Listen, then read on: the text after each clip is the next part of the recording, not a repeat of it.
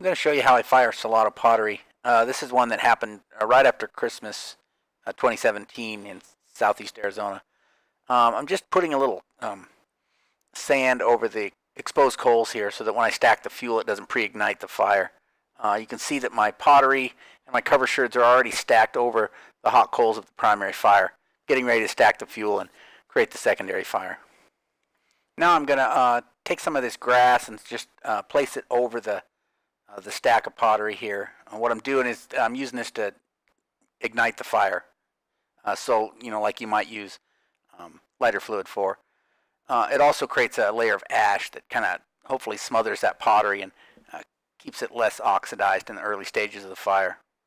Now I've got all the wood stacked around. You can see I stacked this mesquite wood very tightly in a cone over the pottery.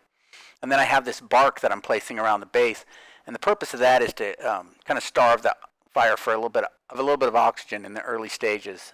The fire draws a lot of oxygen from around the base, and this bark will just make it a little more oxygen poor. So what I'm looking for is kind of a oxygen poor, carbon-rich environment in the early stages, and the reason is that keeps from burning off that organic paint before it's set in the slip. This fire burned very unevenly. You can see it's burning a lot on the right side and not at all on the left. So it resulted in some less than optimal results on the pottery. It came out okay, but it could have been better.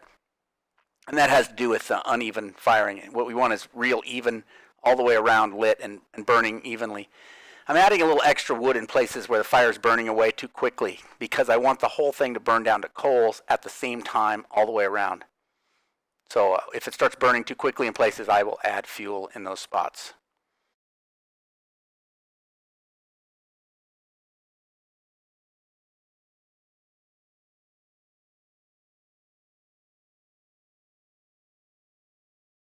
Now here it's burned all the way down to coals. This is a good 30 or 40 minutes later, and you can look in there and kind of see that pot and what it looks like. Now I'm just going to gently start pulling these coals away and removing these cover sherds to see what the pottery looks like.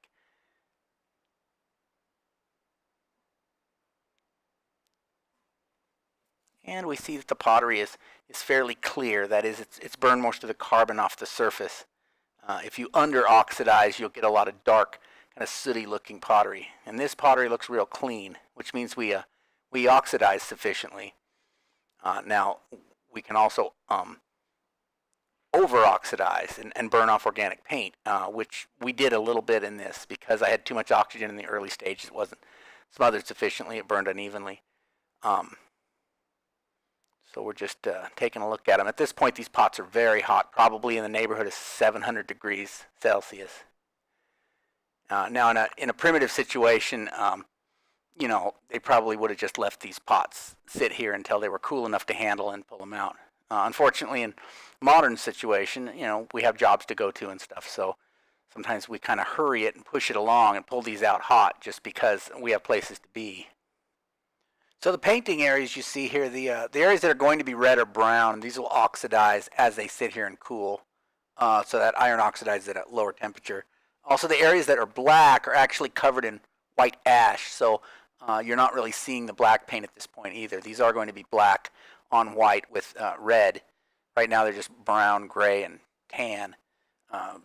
So as they will cool, and then after I wipe the ash off, they'll come to their true colors, as you'll see in just a minute. I'm setting these on the cover sherds that I use to surround them just to protect them from thermal shock and from getting carbon deposits from any pieces of grass or sticks that might be in the wash bottom.